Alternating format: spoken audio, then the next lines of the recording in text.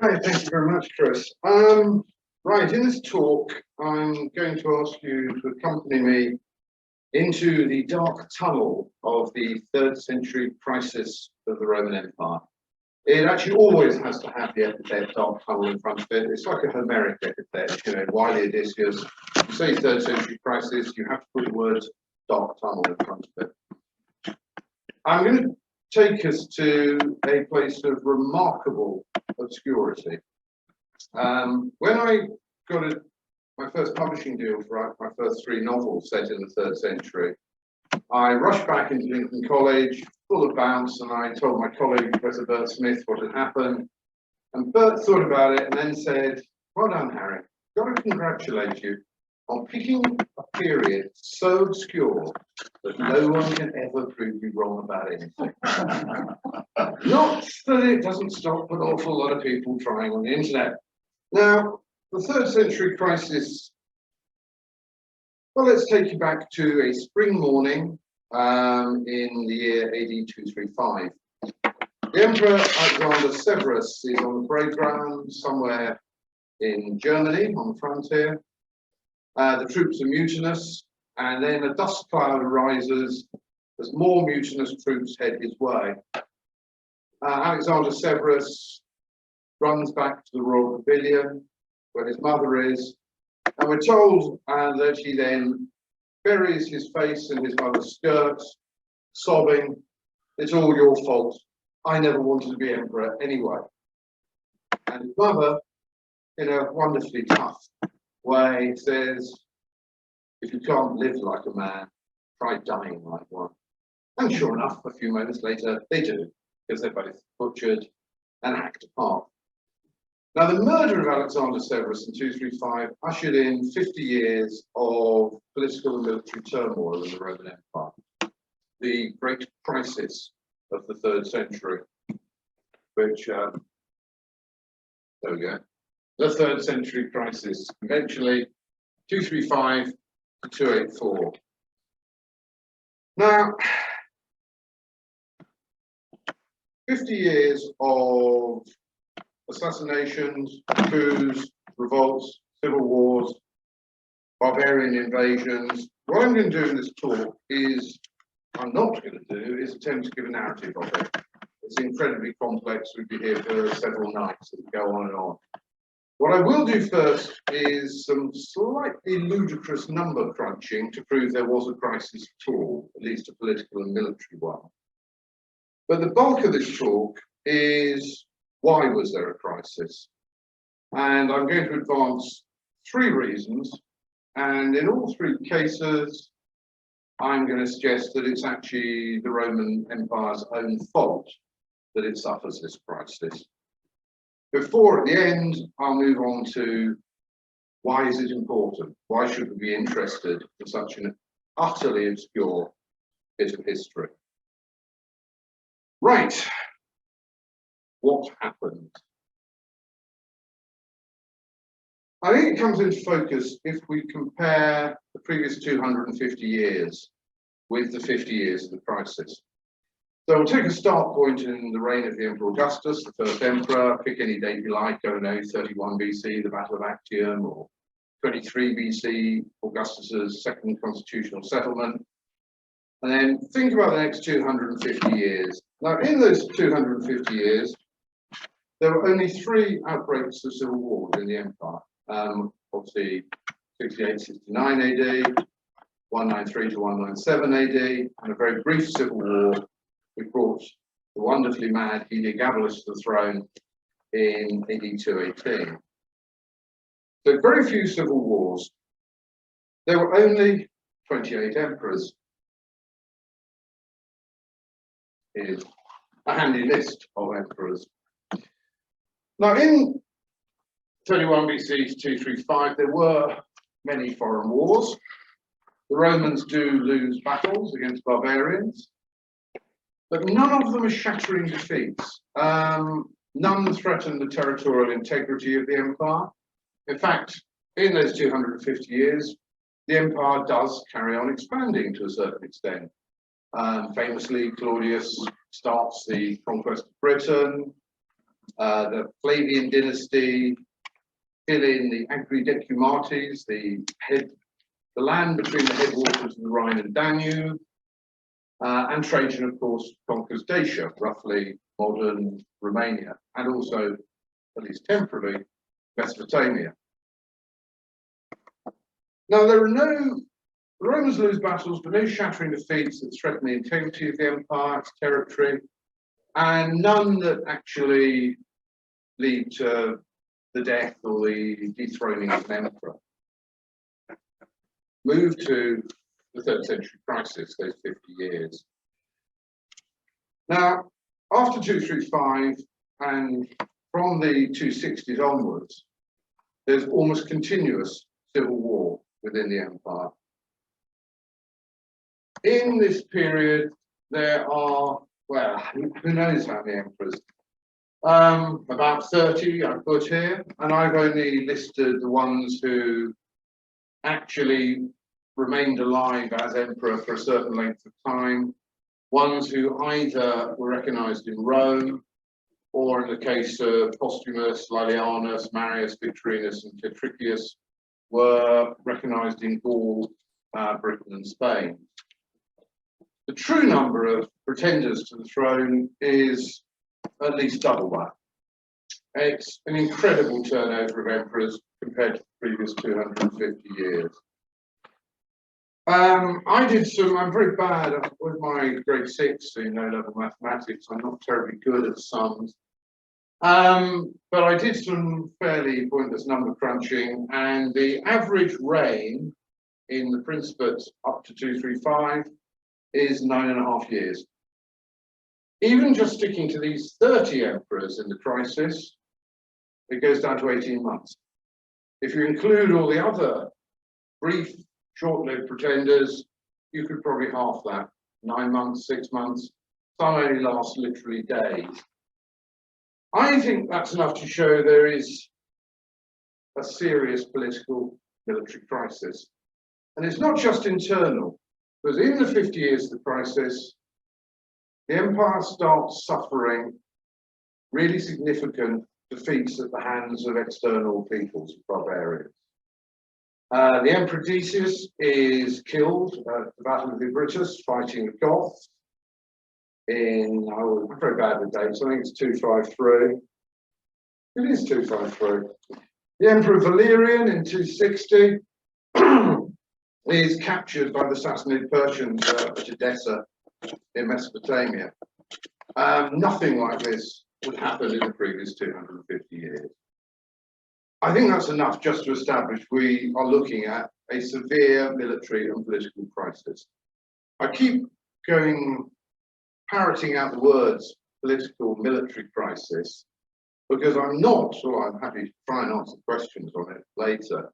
I'm not going to talk about the idea that there was a social crisis, that there was an economic crisis, or that there was an intellectual cultural crisis. I think it's certain there's a political and military one. The other aspects are really highly debatable, and I did quite a bit of my early career of publishing lengthy scholarly articles which have 1/3 of the page is text, 2/3 are endless footnotes that no one reads, attacking the ideas of an eminent, actually Hungarian scholar who teaches in Germany, Professor Keele Elfuldi, who argued there was a total crisis, a total crisis of every aspect of life. I actually believe that. The political and military crisis, oh yes, there was. Why? Well, I'm going to come up with 3 answers. And in each case, as I said, I think Rome is ultimately created a rod for its own back. Let's start in the east. There is the Parthian Empire. Now, Rome and Parthia fought several wars, many wars. We tend to think about it as Rome having a problem with the Parthians, but as The great Sir Ronald Syme, Cambridge Professor of Roman History, once said, and I'm going to quote him again later, because he was always good for a pithy one-liner, it wasn't so much that Rome had a Parthian problem, it was much more that Parthia had a Roman problem. Because in every case, except one, or possibly two of the wars were started by Rome. And the frequency of Roman attacks on Parthia increased. So Trajan attacks them in the early 2nd century. In the late 2nd, early 3rd century, Septimius Severus attacks them. Then his son Caracalla attacks them. Now, these campaigns tended to follow a rather identical process, whereby the Romans invade, they usually go down the Euphrates, they sack Ctesiphon, Parthian capital, and then they withdraw again. They make very little, if any, territorial gains. But what they do is clearly undermine the Arsacid Parthian dynasty that's ruling this empire. Because, as with all ancient empires, the ruling house in the ancient world, the ruling house's authority ultimately depended on military success. And the Parthians are suffering defeat after defeat. Their capital is sacked again and again. And this, I think, is the underlying cause of the overthrow of the Arsacid Parthian dynasty by the Sassanid or Sasanian Persian dynasty. As you see, the empire size is about the same. The empire size is about the same, but the Sassanid Persians were much, much more aggressive than the Parthians had ever been. They actually attack Roman territory, and they do so repeatedly from the 220s when they overthrow the Arsacid dynasty of Parthia. They do it repeatedly throughout the 3rd century during the crisis. What I'm suggesting here is that what Rome has done by continuously attacking Parthia is undermine the Parthian royal house and empire. And so Rome is actually almost instrumental in replacing a fairly pacific eastern neighbour, Parthia, with a much more aggressive Sassanid Persian empire. Why Sassanid Persia is so aggressive is extremely hard to answer. I think it's probably because as a new dynasty, they need a great deal of military glory and they need a great deal of booty, of plunder. Parthian attacks on Roman provinces tend not to be aimed at conquest. They're like enormous raids. One of the key differences between the Sassanid Persians and the Parthians is the Sassanids have what scholars rather pretentiously call they're good at polyarchetic endeavours. They're good at sieges. The Parthians have been rubbish at sieges. The Sassanids very good at sieges. They can take defended Roman towns. They tend not to try and hold them unless they're in Mesopotamia. Further west, they tend to sack them and then retire again. So this is the first strand of what causes the 3rd century crisis for Rome. It's Roman attacks on Parthia that facilitated the replacement of the fairly non-aggressive Parthians with the very, very aggressive and rather more militarily efficient Sassanid Persians. Should have one of my favourite images of Sassanid Persians. Right, here we have the gentleman on the horse, is Shapur I, the king of Sassanid Persia, the beloved of Ahura Mazda. And he has 3 Roman emperors in attendance. There's Gordian III, being trampled under his hooves, horse's hooves. Interesting enough, sources from within the Roman Empire have different versions of how Gordian dies. For them, he either is killed by a fall from his horse or is assassinated by one of his own men. Shapur has left sort of pottered biography, which bizarrely enough is always called the Res Gestae Divi Sartoris in Latin, which is odd because it's not in Latin, it's in Greek, Parthian, and I think one other language. In it, Shapur says that he defeated and killed Gordian III in battle. The other two emperors, this gentleman kneeling here, and the one being gripped by the wrists there. A lot of scholarly debate of which, well, we all know who they are, but which is which. Most likely, this is Philip the Arab, because we know he had to sue for peace after the death of Gordian III. The one having his wrists held as a prisoner, most likely is Valerian, who was captured by Shapur. Interestingly enough, in the background here is a splendidly named man, a priest of Zoroastrian religion, who rejoiced in the name of Kurda the Mobad. As soon as I heard that name, I knew he'd be a character in a novel. How could you not have Kurda the Mobad? He actually might provide us, he obviously was a very important guy, certainly later under Shapur II in the late 3rd century. He's important enough, is Kurda the Mobad, to have his own inscriptions added onto royal Sassanid inscriptions. And needless to say, they rather big up Kurda the Mobad, because Shapur I and II always listened to him, always took his advice. And it implies that they went out and conquered a lot of the world in order for Kurda the Mobad to light the holy fires of Zoroastrianism in new places. So there may be, at least Kurda is implying, there's a religious motivation for the extreme aggressive war making against Rome of the Sassanids. Right, so that's point one. Rome's made rod for its back in the east by replacing the quiet Parthians with the very aggressive Sassanid Persians. Let's move to the north, beyond the Rhine and the Danube.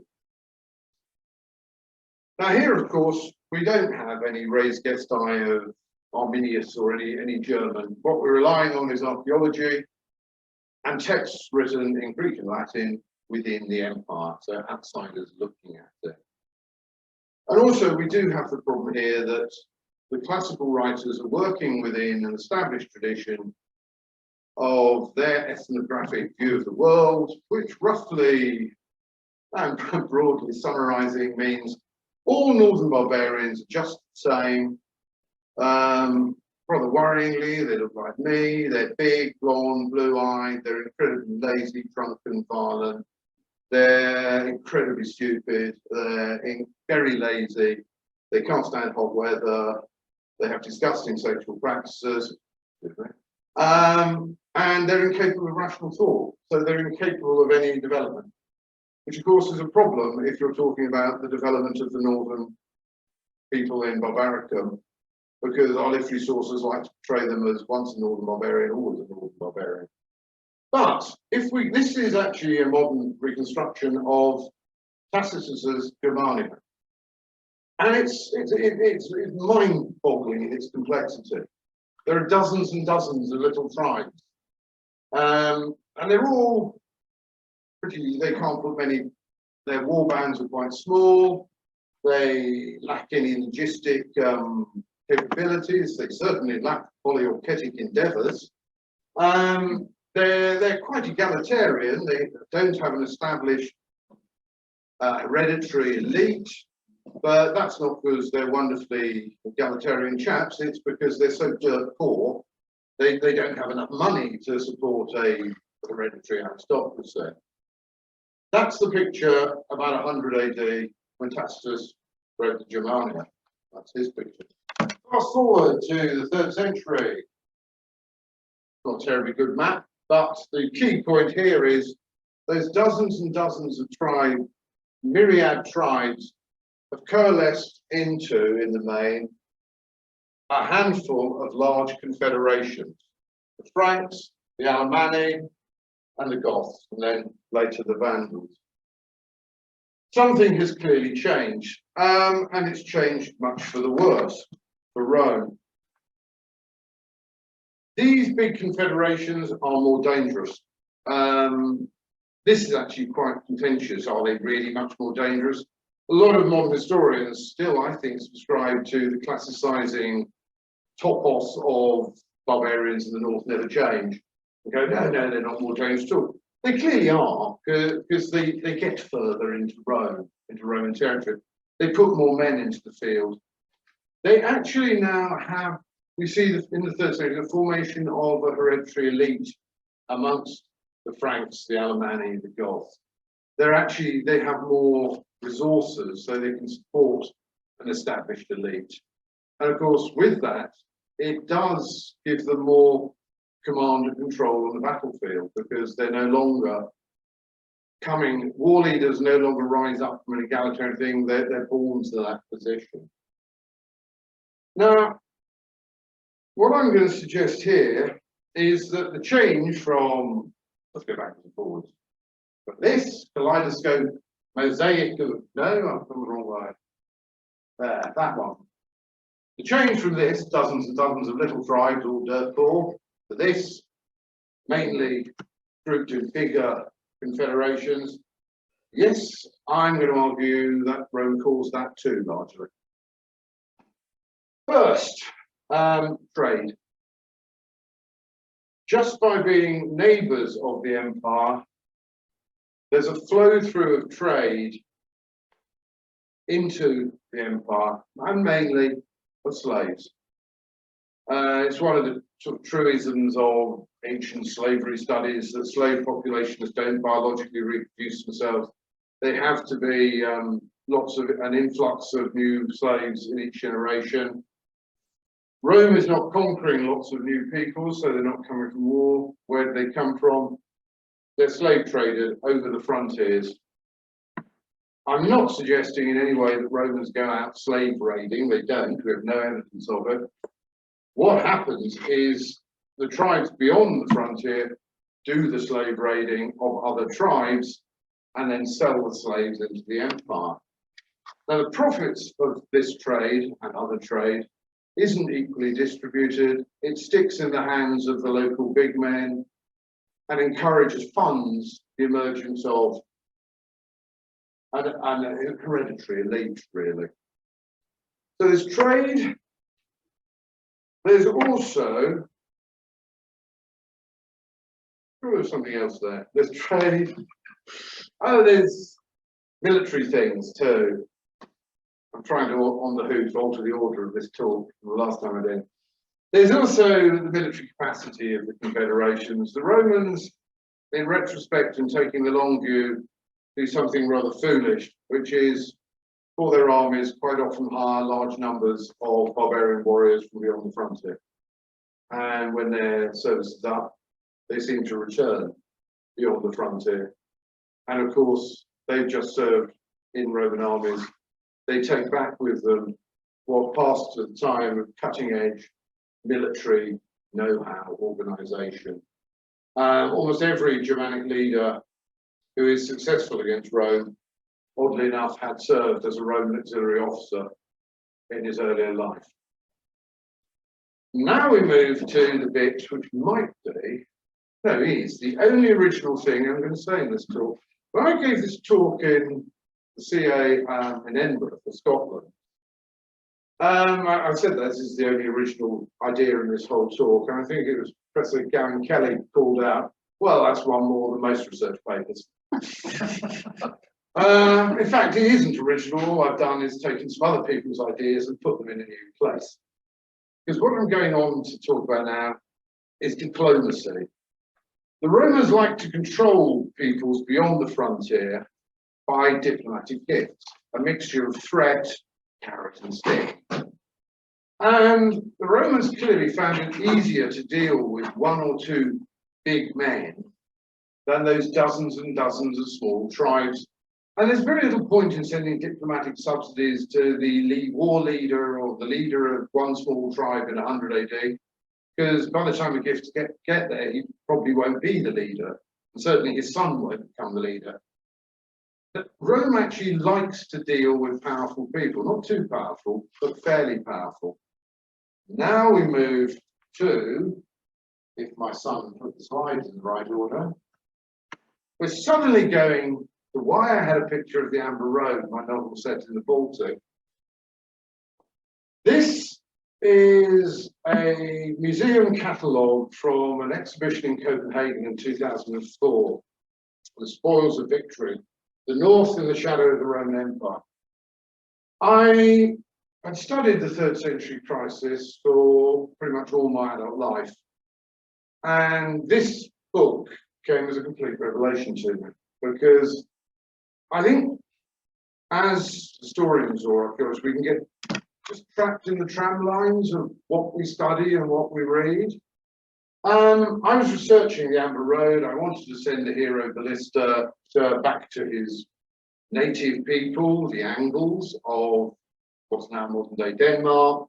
So I hunted around for things on Scandinavian archaeology on the 3rd century AD.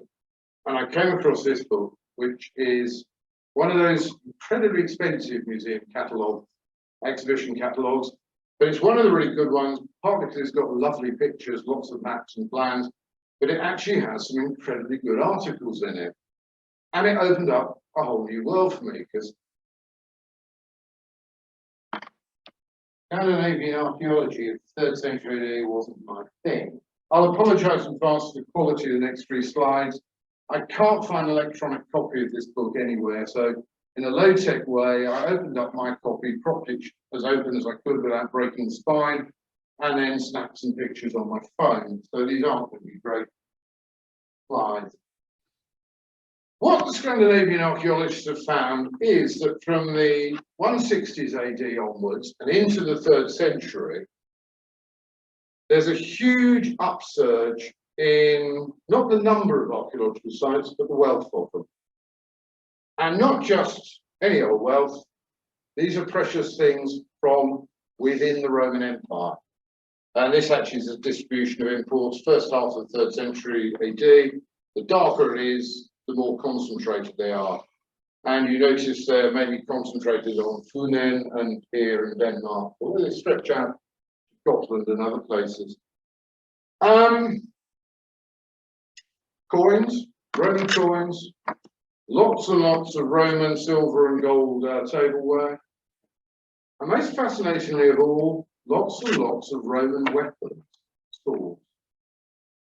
Now, we all know that it was illegal for private citizens to trade weapons outside the frontiers of the empire.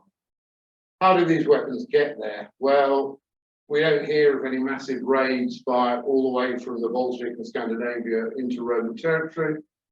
The obvious conclusion is they got there as diplomatic gifts. Now, from this,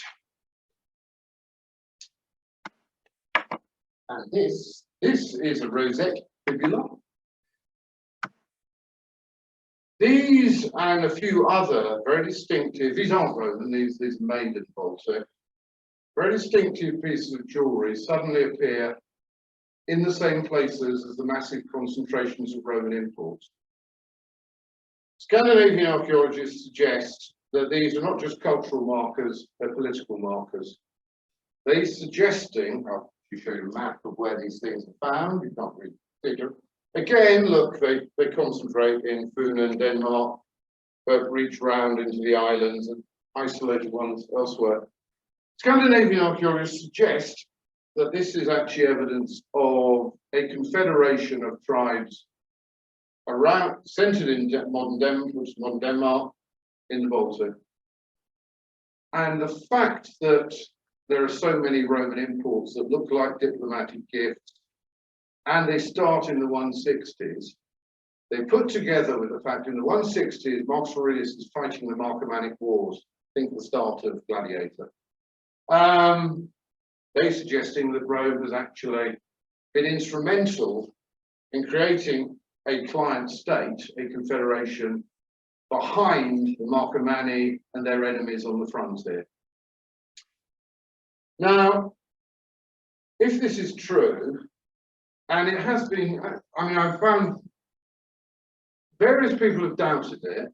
The only problem I have here is that the only lengthy and seemingly probably serious critique of the idea is in Danish, and I can't read Danish. All I've found is various archaeologists who reviewed that book going, well, I don't think it's true. Well, some evidence would be nice why you don't. They occasionally say, they focus on one very minor point of the argument where the Scandinavians, I think, do go too far and claim bog deposits in Scandinavia are inspired by the institution of the Roman triumph. Well, they may or may not be, but the whole argument doesn't stand or fall on that. They also, a lot of these views do that thing that, you know, the late, great Keith Hopkins, who I was a huge fan of his work, in one of his polemics against we all use too many footnotes. And he also pointed out a lot of them don't really mean much. Because when you're reviewing a book, which all these did, go, well, X, the author of this book, hasn't taken much notice of the views or no notice of the views of Y or Z, without saying why it might have changed X's argument. And there is a lot of that going on. But if the Scandinavian archaeologists are right, of course, I leapt on this with both hands, because I always imagined the list of my hero, who is the son, right from the first book. He's a diplomatic hostage. He's the son of a warlord here, which I didn't know was full of Roman imports or anything else. I always imagined his dad was a hairy local warlord living in a mud hut. I then discovered his dad was in fact the ruler of the Baltic Empire, which made everything much, much bigger and more exciting for me. And I will put my hand up and admit that there's always that personal element in scholarship, isn't there? When you read something that just fits perfectly with what you already want to do. And I'm probably very guilty of this. But I will eventually get to the point of this. If the Scandinavian archaeologists are right, this confederation comes into being in the 160s, 170s, 180s AD. That's a generation before the Franks, the Alemanni, and the Goths. That means the Romans, having created their nice client confederation, would have actually provided a blueprint for the nearer Germanic tribes to copy this and coalesce into big groups. And I think it's terribly interesting. I think it's very interesting that all those years of studying the 3rd century, I had no idea any of this exciting stuff was happening in Scandinavia. And I have never seen it mentioned in any of the usually repetitive and rather dull studies of the 3rd century crisis, which almost always aren't in English, and I have to plough through it. And I think it's very much worth considering. Right, so Rome's made a rod for its back in the east by replacing the Parthians, helping the Parthian to be overthrown by Sassanid Persians, made a rod for its back in the north by creating the conditions for the emergence of big, powerful confederations. Why so many civil wars? There's a Prima Porte, famous Augustus from Prima Porte. It's compulsory to have that slide somewhere in any lecture on Roman history. Right, why were there so many civil wars in the 3rd century? To explain it, we have to go right back to our boy Augustus and his second constitutional settlement, as it's was known in textbooks when I was a schoolboy, 23 BC. He walks into the Senate, renounces all his powers, and they, presumably well primed, give him the 2 legal bases of being an emperor, which remain the legal bases of every emperor until the late 3rd century, which is the Maius Imperium, the overriding military authority, and the Tribunicia Potestas, the powers of a tribune of the plebs. Maius Imperium, command the army, powers of a tribune, civil government. Now, the problem is really that any pretender who gets to Rome has the Senate and notionally the people voting those 2 powers is just as legitimate as the man he's just overthrown, which becomes a huge weakness as the emperors increasingly monopolize military glory to themselves. But the problem is fairly obvious. An emperor goes out to fight in the east, the Sassanid Persians, much more dangerous than the Parthians been, goes north, fights the Alemanni, much more dangerous, or the Goths, much, much more dangerous than whatever tiny tribes were there before. If that emperor doesn't do well, he has automatically shown he hasn't got the right stuff to be emperor and he's likely to be overthrown. Similarly, as Rome is now in the 3rd century fighting on several fronts at once, the emperor can't be everywhere. A general fights the Persians, does well. He has thus shown to his troops he has the right stuff to wear the purple, and he is likely to be acclaimed emperor. And a bit like that great cheesy old sci-fi film Highlander, there can only be one. So what happens in that case? Well, the new pretender strips troops from the frontier he's just won his victory on. There's a civil war. They usually fought in the Balkans, which is bad news for people trying to live a quiet life in the Balkans. And meanwhile, the troops stripped from the frontier encourages more barbarian incursions. And guess what? Another local commander is likely to win a victory over them, and he in turn is likely to be proclaimed emperor. And it becomes a vicious circle of civil wars. So here too, I think the Roman system itself of the Principate actually causes the 3rd century crisis, causes the civil wars. To quote Cyril Syme again, what was this lovely quote? The Principate was a military autocracy, something like ameliorated by the legal right to revolution. You win, you get those two powers, you're a legitimate emperor. So, I've given you 3 reasons for the crisis, the political and military crisis. Rome, what it's done in the east, Rome, what it's done in the north, Rome's actual structural role of the emperor, powers of the emperor, which leads to civil wars. No, too far. What's the way out? Well, we all know the way out. It's the Tetrarchy, Diocletian, and his college of emperors. He takes a colleague as joint Augustus. They both take a junior colleague as 2 Caesars. You then have a college, imperial college of 4 men. That is 1 for each of the 3 big frontiers, the Rhine, the Danube, and the east, and 1 spare. And it sort of works for a generation. This is the famous sculpture in St. Mark's Square in Venice, which when I was photographing it, which is very hard to do because it's usually surrounded by tourists, I stepped back, and as I stepped back, an American lady stepped in front of me, and then when she finished taking her photo, she said, "Hey, do you know what these guys are?" And I rather crushingly went, "Yes, I do." So that didn't deter her at all. She said, "Yeah, they're 4 Corsican brothers. They bought a shipment of silk here, and they fell out over it. You can see the guys stabbing each other in the back." I said, "Well, I know a lot of guides say that actually it's the Diocletian and his colleagues, 4 Roman emperors. They're actually embracing each other." And she looked at me and went, "Well, some people might think that." And then she walked off. And my wife, who's with me, absolutely loved that moment. She was hysterical with laughter. I just went back to photographing. The Tetrarchy buys a breathing space for the empire. As soon as Diocletian retires, it falls apart. But it's bought a generation and it's broken that endless cycle of civil wars that marked the 3rd century. So, why is it all so important? Why should we care about the 3rd century? Well, there's 2. Well, we take a very general, off-the-cuff approach. We know what the empire's like in the 2nd century. We know what the empire's like in the 4th century, and it's very different.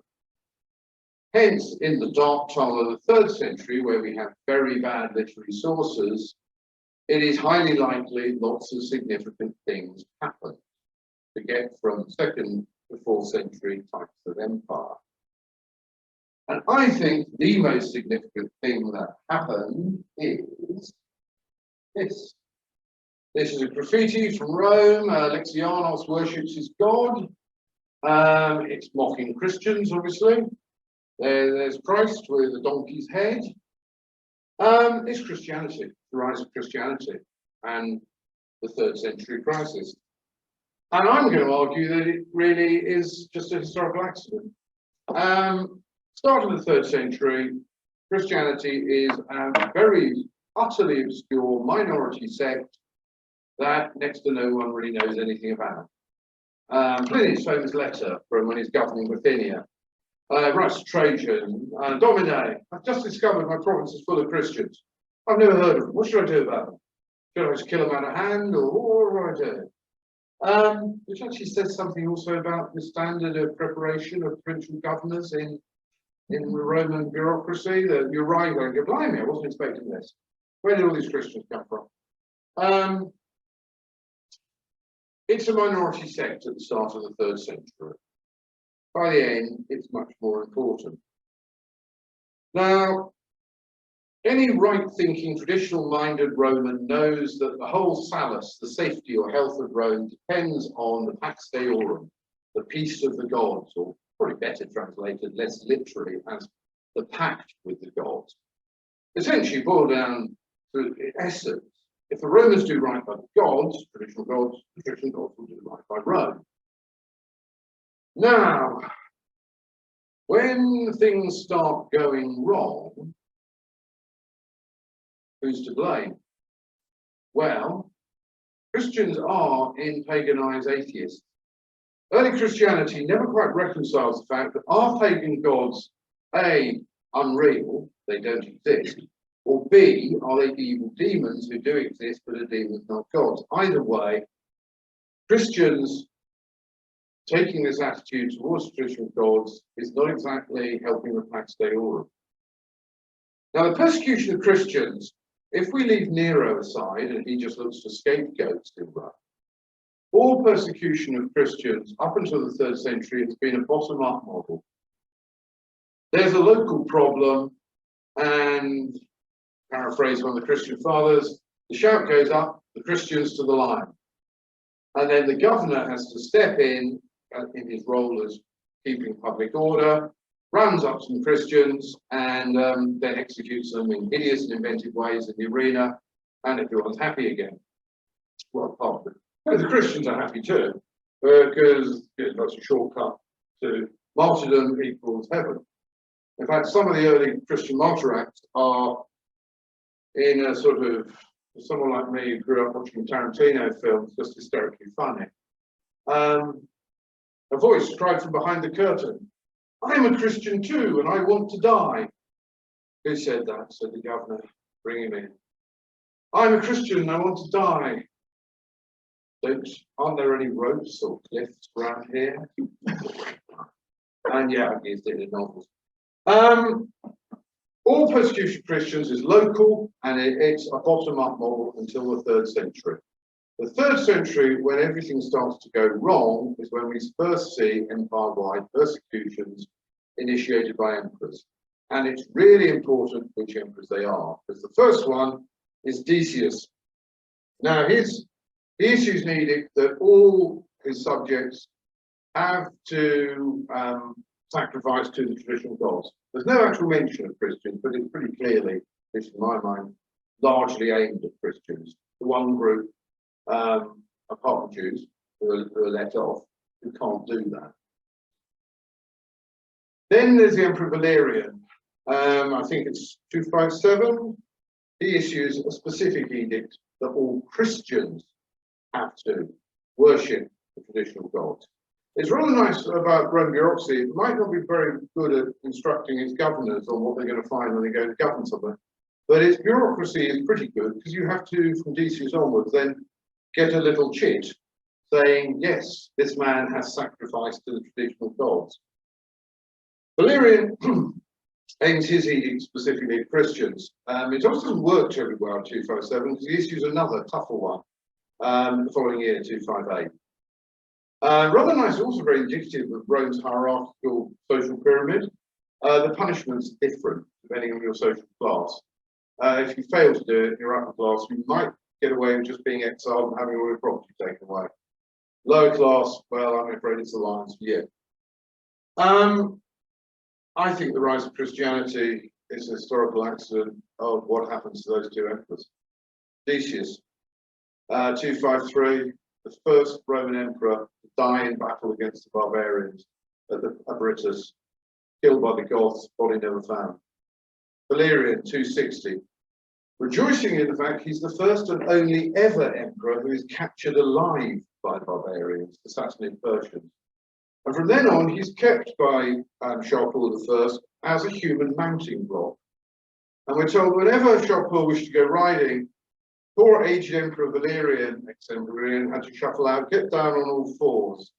And Shapur would place his boot on the Emperor's shoulders as a mounting block and pause before getting on his horse and say, "This is true, not the lies the Romans write."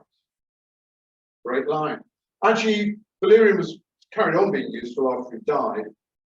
He was skinned and dyed purple, and stuffed with straw, and then he was hung in the main reception hall of the Sassanid palace in Ctesiphon, where Roman diplomats and embassies had to come to meet the Persian king, while their ex-emperors swaying gently above their heads, which is just a wonderful thing. Yeah, that's a novel story. The two great persecutors, Decius, Valerian, what happens to them? Hideous things that have never happened before. My, does this cheer up Christians? You persecute us, this is what happens to you. But I also suspect it does make pagans begin to wonder, is there something actually in this weird crucified God of the Christians? Because Decius did die. Valerian is now being used as a mounting block. And I think without those historical accidents, it's highly unlikely Constantine would be converted, and possibly unlikely that the empire would have ever become Christian. That's massively important for the whole of Western and thus world history, and what happens in the 3rd century. Now, just finally, why do I pick it for novels? So not just because it's hard to prove me wrong. It's a wonderful time period full of revolutions and wars and amazing characters. And you can take characters all over the empire. And it also has probably the most useful source for a modern novelist writing novels about Rome, which is the Augustan history. A weird set of biographies of emperors, which claim to be written by 6 men around the year 300 AD. But a century of intensive, not a century and a half, nearly, intensive scholarship has shown, I think beyond doubt, it's a huge literary fraud. It's written by one man about 400 AD. No one knows why he did it. Some suggest it's anti-Christian propaganda. There are anti-Christian jokes in it, but you don't write what's now 3 volumes in Loeb just to put the occasional joke in hundreds of thousands of words. I prefer, against Ronald Syme's interpretation, possibly not offered that seriously, that the unknown writer was actually a school teacher who was sick of being undervalued by society and having his pupils laugh at him. So he decided to get his own back on the world by foisting this incredible literary fraud. What it is, in fact, is an ancient historical novel. And the unknown author provides not only emperors with members of the family they never had, with friends and enemies they never had, all of whom have great names to be used in my novels. After a bit, he starts inventing emperors who quite clearly probably never existed. Firmus, the man who the Egyptians elected briefly emperor, was the enormous size of his body and his uncanny ability to swim with crocodiles. I mean, what more do you need in emperor than the ability to swim with crocodiles? I think he also may have ridden about on an ostrich, as if he was flying. So that's why I write about the 3rd century, and the Christian bit is why it's really important. And I think that is coming up for the hour. Although don't forget, we started 5 minutes late. If you've got anything you want to say. I think the audience, both online and here, probably could do with a break of listening to me. And I'll draw to a close there. And then I believe we're going to do some housekeeping and then some Q&A if I haven't just battered all the questions out of you. Yes, indeed. Thank you very much.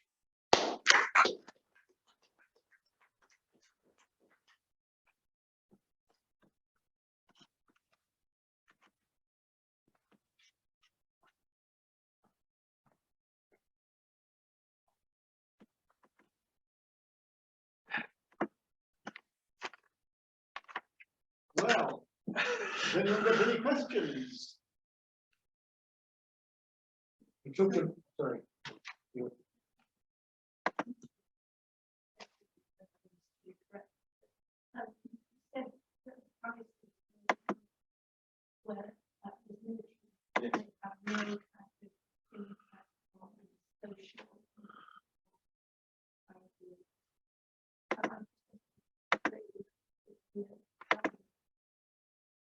Right. Can the people online hear that? Marion is shaking her head. Right. Was there? How can you have a military political crisis without having social, economic, and maybe cultural crisis?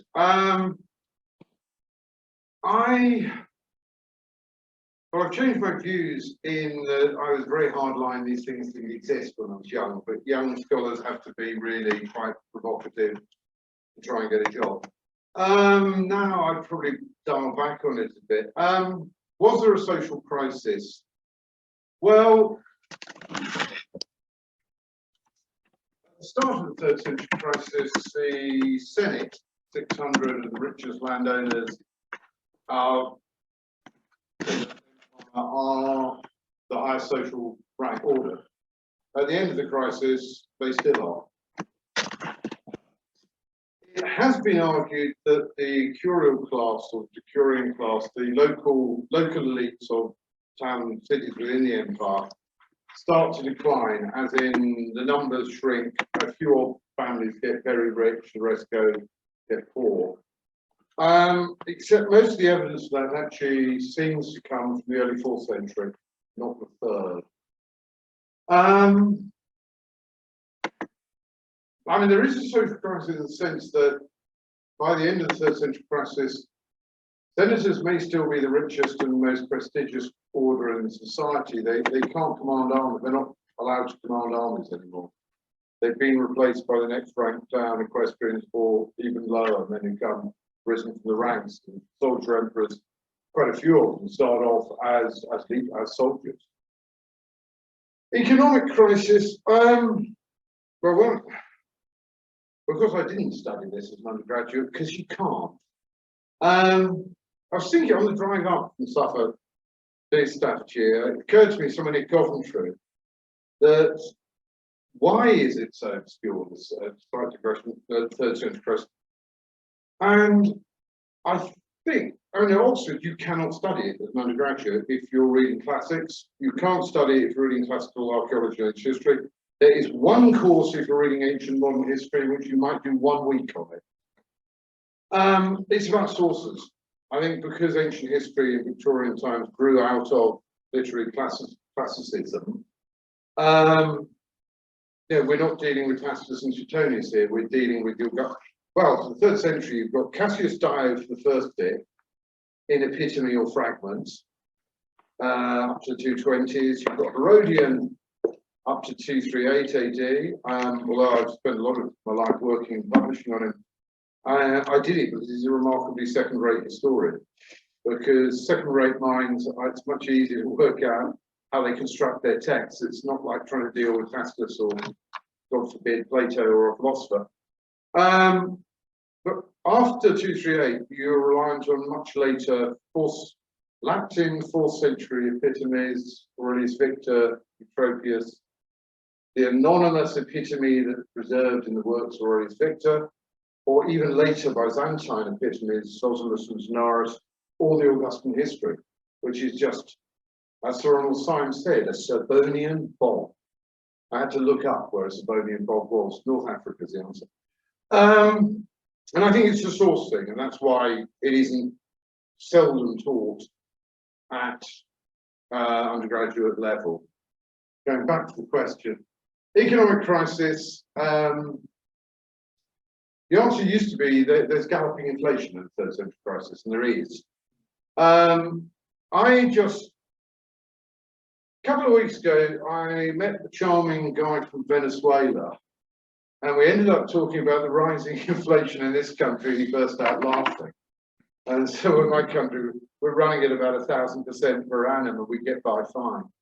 I think because we all studied the Weimar Republic at school, we somehow when I taught it anyway, galloping inflation leads to Hitler. That was the answer. I think we might overestimate the sheer necessary catastrophic effects of massive inflation. And the great American scholar Ramsay MacMullen is one of my heroes, did point out, well, who did inflation really hit in the Roman Empire? Peasant farmers are really fairly inflation proof, being peasant farmers. The very rich are huge landowners and they're probably inflation proof. So we're really just worrying about a tiny band of what we might sort of think of as professional classes. Cultural crisis. Well, if there were a cultural crisis, we can't spot. There are various obscure literary works that scholars who study them can't make up their mind if they're in the 3rd century or the 2nd or the 4th. Now, to my mind, that indicates there's nothing terribly distinctive about a cultural crisis in the 3rd, because if there was, there'd surely be markers going, oh, look at that. But no, all those, the economic, the social, and the cultural are hotly debated. I really just focused here on the political and military because it would take some unbelievable sophistry to argue there wasn't a political and military crisis. If you're getting a new emperor every 6 to 9 months, and emperors are dying, emperors are being captured. A bunch of Franks managed to reach Sicily. And, there's certainly a social crisis if you're in the way of one of the Roman armies or one of the barbarian invasions. Well, whether you're dead, really, or enslaved, or reduced to property. So no, I wouldn't rule them out altogether, but I concentrate on military and political because I really think they're undeniable.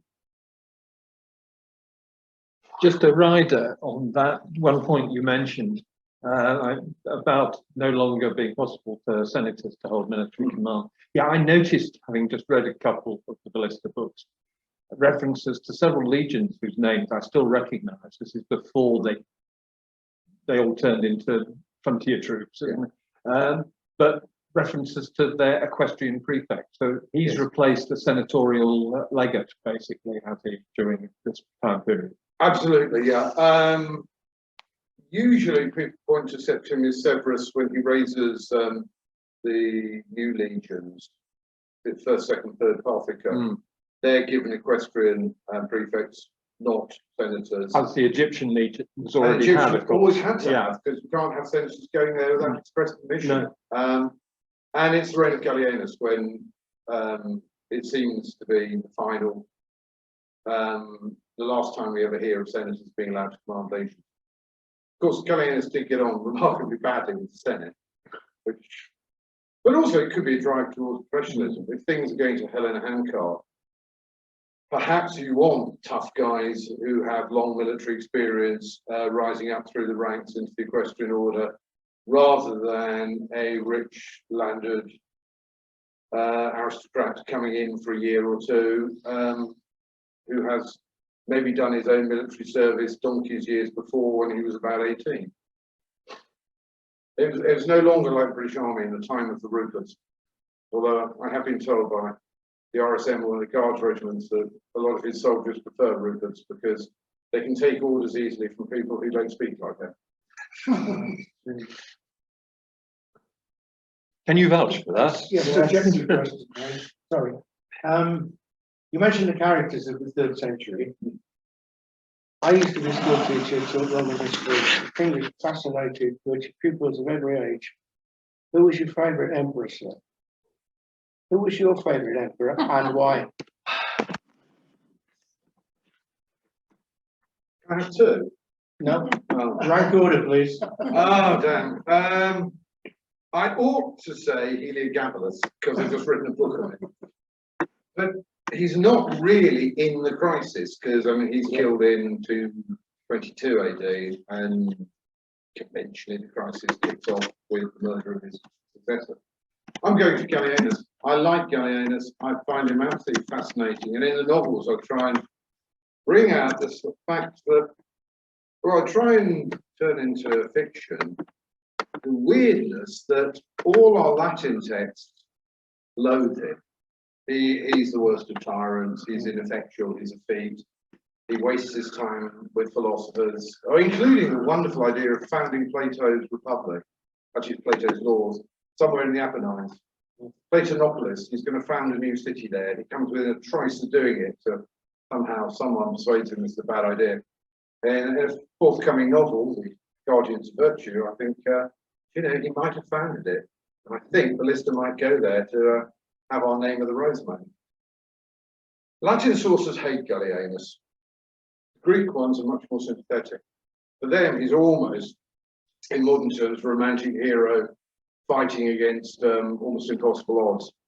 And I think, how do you reconcile that? In the novels, I reconcile it by making him a man of very different parts. A bit of a Mark Antony figure who actually, when things are going badly wrong, can rise to the occasion, but the rest of the time kind of likes to slip back into a more sybaritic lifestyle. I'm not sure philosophers agree though, but sybaritic and philosophic lifestyle, they're probably not incompatible. So I'm going for Gallienus. So Gallienus, okay. I like him. I like Aurelian. Tough guy from the north. Yeah. Doesn't last very long, does it? 5 years. Actually, good going. Yeah. Given the average you gave earlier. Yeah, I mean, you're 9 months at a time, yeah. Gallienus manages 15 years, which is way the longest of any of them. But Aurelian is also fascinating. And of course, then you bring in Zenobia and Palmyra, which is wonderful and romantic and interesting. That's how I came to him. A long time ago. I'm not sure I'm not sure he's going to live long enough to actually be there, but Aurelian is one of his sort of mates. We have a question in Zoom chat, if I can raise it in a moment, after you, Chris. I was just going to say, following on from what you were just saying, you may say this is something that the historian can't answer in the novelist, but what state of mind does anyone take on the job of being a 3rd century emperor? Here you are, you know you're likely to last 2 years, you're likely to die probably. Why on earth would anyone do it? Do they assume it won't happen to them? I think it's a mixture of, like all politicians, it won't happen to them. And it's also quite a lot of them seem to have no choice. Because once the troops have acclaimed you emperor and they've nicked a purple cloak from a nearby statue of the god and put it on your shoulders, if you go, no, I'm not having it, the current emperor will kill you anyway. So you're in a cleft stead. But as a rational career choice, it'd be much better to be the emperor's best friend. Yeah. Or even perhaps one of his more distant. I think the best choice would be to be an incredibly rich aristocratic senator and live miles out of the way in Sicily. Yeah. I hope no one noticed you. Yeah. Really. Yeah, I can imagine. But I think a lot of them just think it won't happen to them. Or in Gaul, except when there's a Gallic Empire. Yes. Right, there is a question from a username of iPhone Von Oliver. I'm afraid I didn't have the full name. How could Rome compensate the huge losses under Decius and Valerian so quickly that it fielded strong armies again under Carus and Aurelian, while 120 years later, relatively moderate losses at Adrianople seem to have handicapped the empire long term? What military innovations came in the later part of the 3rd century that enabled Rome to defeat the Sassanids several times after they'd suffered so many disasters over a 30-year period before? Right. I'll deal with the last bit of the question first. Military innovation in the late 3rd century or throughout the 3rd century crisis is probably the rise of heavy cavalry in the Roman army. So you're fighting with Sassanids with cataphracti, who are very similar to the Parthian ones, but you have still have disciplined infantry as well, which the Sassanids lack, in the main lack. How can they replace the massive losses of the Abritus and Edessa? It is always possible that the massive losses are vastly inflated by, well, by Shapur in the raised Divisaporis, because he wants to big up the fact he killed or defeated an army of 60,000 and captured or killed them all. And it might also be the rhetoric of disaster, because once you've had a disaster, you are a disgraced emperor. And so writers after that time within the empire might also inflate the numbers you lost. But it could, I think it really is because the Roman army is relatively small at that point compared to total population. Obviously, the total population is no better than guesswork. But if you're talking population, I always get the figures wrong, is it 60 million? And you have an army which is, you know, maybe a couple of 100,000, it's a small percentage, so theoretically you could replace them relatively easy. What happens later in the 4th century? Why can't they replace the ones, or seemingly, lost at Adrianople is a question really to be addressed by a late Roman historian, because I just stop once Constantine becomes Christian, I just give up. The world's all gone wrong then. They've come along to, yeah, it's just ruined. Classical civilizations in a nosedive. God, that would annoy any late Roman historians.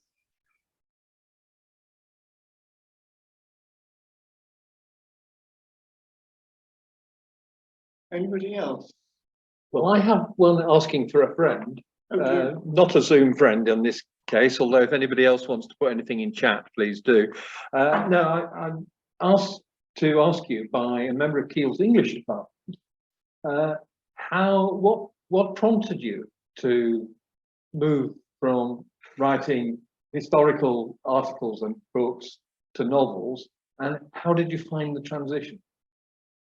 And as it's a question from a friend from the English faculty, it doesn't have the pejorative tone some classes might have of, Harry, when did you stop being a serious historian and start writing? No, it's when did you see the light, I think. I'd always written fiction. I've noticed with my 2 sons that the weird thing about the syllabus in this country is they were encouraged to write stories, creative fiction, until they were about 13. And then they switched suddenly from one summer holiday to the next to analysing Steinbeck's Mice and Men. Great novella, but I was the weird kid who never stopped writing fiction. I've been writing fiction all the way through. I actually wanted to be a ancient historian at university, partly because I love ancient history, but partly under misapprehension that we don't actually do anything much apart from teach a few hours a week. And I would get at least about a third of the year off, in which I could write fiction. Because I also mistakenly thought I could bang out a novel in about 3 months or 4 months, which you can't. The reason I finally tried to not die wondering, I was shortlisted for a tenured fellowship at Merton College, Oxford, and I didn't get it. And at that point, I thought, what do I really want to do in my life? I thought, what I really want to do is be a novelist. So I went and I'd already published my little ancient warfare book. I talked to the editor of that. He said, you need an agent. I talked to some agents. I ended up with a very tough Scotsman, and he said, "He's tough Scots way. If you want to be a novelist, like, it's a great idea. Why don't you try and actually write some fiction? I'll try and sell it." I did. I'd spent 3 months of the summer writing a start of Fire in the East. 3 months passed, nothing happened. I'd reached the point of thinking, well, I'm old and ugly enough to take this on the chin. At least when my children put me in a retirement home, I won't have any untried. I have tried, it's failed, move on. Let's finish that big book, Fields of Mars, A Cultural History of Greek and Roman Battle, when Jim, my agent, rang and said, hey, we wanted to buy the first 3 novels. And luckily the first one went top 5 in the UK, and that changed everything. The transition isn't as big as I think a lot of people imagine. Process of writing, researching and writing a historical novel isn't that different from writing non-fiction. You still decide the subject, what research you're going to do, what you're going to read, what you're going to look at. You make copious notes, and you then arrange them in an order that tries to take the reader with you. Obviously, in the Heliogabalus biography, I don't invent dialogue or describe. Oh, I do describe the sunset. Oh well. I use some novelistic tricks. They are different.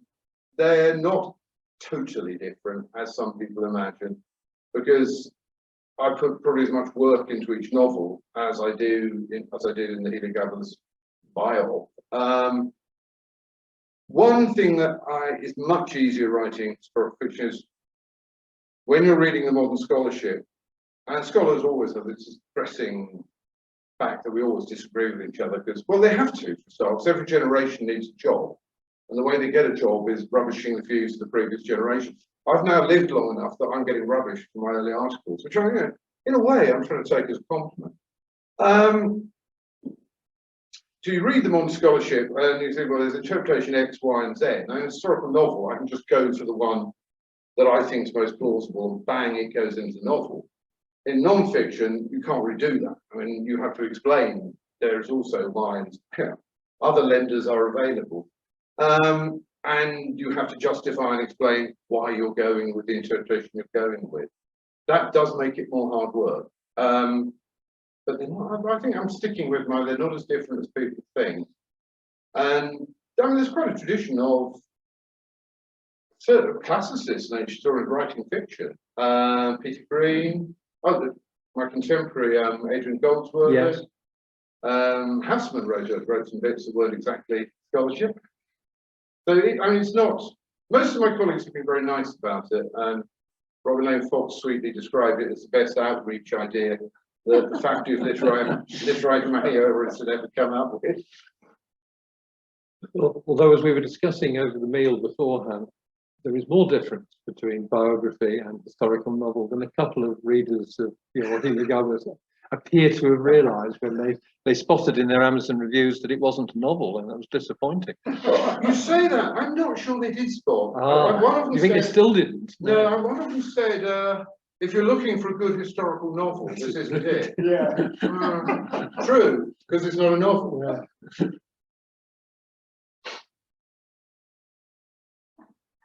Please do. Why is it dark? Sorry. Why is it dark? In the writing thing, or is it because what they wrote about lost? And if nobody wrote anything, is that ever Right. In the shifty, evasive way that Autotons have, it's dark. No one's right. We have no evidence of people writing lots of Latin history in Latin, or indeed biographies in Latin. We have lots of evidence of lost Greek biographies and histories being written at the time, because of the Byzantine Empire, because we have things like the Suda, the Encyclopedia, Photius that list lots of books and their authors and their titles that we don't have. So we know that Greek culture was flourishing in the 3rd century. Latin does look like a dark tunnel. The dark tunnel thing, I think, is just because we've lost it all and we've got some treasures authors. And I once, when I was really bored in the Sackler Library, tried to find where this phrase came from. And the furthest back I could get was a Frenchman in the 1920s. But perhaps I should Google it, because now with the internet it's probably easier. But I think it's a source thing.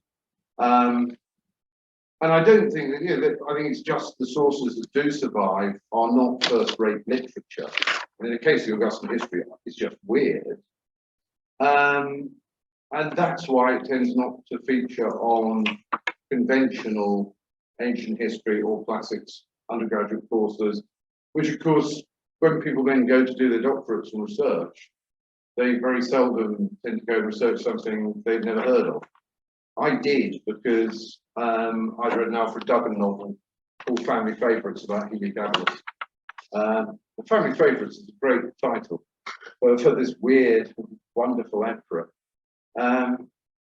Yeah, that's how I ended up. I had to take a bit of a detour though, because I was told when I was interviewed at Cambridge that John Crook told me very well, he asked me, so what do you want to do with Heliogabalus? Do you want to be his Suetonius? And the real answer was, yes, I do, very much. But I lied and just went, oh no, it's much deeper and more profound and about historical things. No, it wasn't really. I just wanted to write his life story. I'm glad I finally got the chance to do it. We have another Zoom chat question. This one's from Sean Crossan. Do you think your novels would translate well to the screen? Well, oddly enough, Sean, I do. I think they'd be absolutely marvellous. Although I haven't signed the contract yet, we have had an offer to buy an option on one of my books to turn it into a TV series. The weird thing is, it's not one of the novels, it's the biography of Heliogabalus. It won't get made, none of these things ever do. I think books that are optioned, about 99% of them never appear as films or TV. I'd be very happy if it came off, but I would love to see a film or TV show of Ballista, because I think, yeah, I think they're fairly cinematic. I hope they are. They're certainly meant to be. Sean has just added, which I might have done myself if we hadn't, if the Ballista novels were televised or filmed, who would you like to play Ballista? Me. Do you know, my question was going to be, who apart from yourself? I don't know, he's middle-aged, young middle-aged when the series starts. He's a middle-aged guy. Physical description, he's big, he's getting a bit overweight in the later books because his friends keep teasing him about it. He's got blonde hair, blue eyes. He's not particularly conventionally good looking. He's very battered. I mean, he's got carrying a lot of physical and mental baggage. I think he'd have to be a fairly big, tough-looking actor. I'd be quite tempted by Javier Bardem, but that's just because I think Javier Bardem's wonderful. But he'd have to put on a blonde wig, which might look a bit weird. Most people go, oh, Sean Bean, but I think Sean's getting a bit too old for it now. Although he's actually the same age as me. Ballista in retirement. Ballista in retirement. Telling his stories. Yes. Rather like Vanessa Redgrave at the beginning of That Calls Midwife. I wouldn't really care. And my agent did say right at the start that if a film or TV company want to make a show of the Ballista novels, we will just ask for a ludicrous sum of money and relinquish all artistic control whatsoever, and they do what they like with it. Because I'm afraid reading public are so gullible. Once it's been repackaged with a shot of the main character on the jacket and it's in Asda and Tesco's, we'll still sell on. Well, it will be pretty upsetting if they make it very, very bad. But they probably will, because Hollywood, they always go for the, if there's a choice between history and drama, we always go with the drama, which is a weird mindset to start with, because it somehow implies that history is automatically not dramatic, which, especially in the 3rd century, it is. Sean has replied, good choice. I assume Javier Bardem. Not me. No, well, who knows? That's all he said. While Phil Matthew now says, Ridley Scott is working on Gladiator 2. There's a rumour it'll focus on young Lucius Verus from the first movie. If he's grown, I think chronologically, the villain would be Caracalla. Would Caracalla make a good villain in a movie? I think Caracalla would make an excellent baddie in the movie. Endless posturing as a soldier with his buzz cut, marching with the legion. Yeah, I think he kills a lot of people. I think Caracalla would make an excellent baddie. This is one of the problems with the Hollywood TV film thing, is that most studios have a view that it's history, so we don't need to option the books anyway. This is public, unless it's very much, they can't make the thing without it being really obvious that it was that book it's based on. They just go ahead and do it. Yes, that would be hard for them with Heliogabalus, wouldn't it, at the moment? It would be pretty tough for a Heliogabalus, which is exactly what they said. But fingers crossed that comes off. But I would love to see a blister thing. That would be with or without Javier Bardem in a blonde wig. The blonde wig he wore in No Country, was it No Country for Old Men? That was a very bad wig. But if we get him a good wig, being Spanish is much like being a northern Germanic barbarian. Not at all. Javier Bardem actually I've always thought he'd lived out the life I wanted to live, because when I was an undergraduate, I wanted to be and also Don, I wanted to be a novelist, so I got both them, but I failed significantly to be a top class rugby player or an actor. And Javier Bardem is not only an actor, he played rugby for Spain. So okay, the Spanish weren't very good then, but and it was schoolboy level, but it's still a downside better than I Any got. of us, yes. If there's no more questions, can I just ask about the graffito, which for those on Zoom is still on the bright screen you can see on the edge of the picture. Does the Christ figure actually have a horse's head, as he appears to from this angle? Yeah, it's a horse or a donkey. Yeah. Something Oh, a like donkey, that. I suppose. Yeah. He also seems to have his back to us. He does. Yes, which is odd. But perhaps showing his buttocks is meant to be Yeah, even more more derogatory. more derogatory. Yeah. It's a rather lovely graffito, that Mm. one, isn't it? I couldn't think of a single image that summed up 3rd century Christianity better than that. And where is that found? From memory, I think it might even be on the Palatine. It's from Rome. Right. I I know I've seen it illustrated before, but I can't remember the details. I'm not sure I can either. It is an often used image, isn't it? Yeah. It's so striking. Nothing more here. Well, if there are no further questions, thank you ever so much, Harry. It's been a very interesting evening. And if you haven't already, do come and have a look at the books. I promise you we've left a few. We haven't quite bought all of them. So if we thank Harry in the usual way.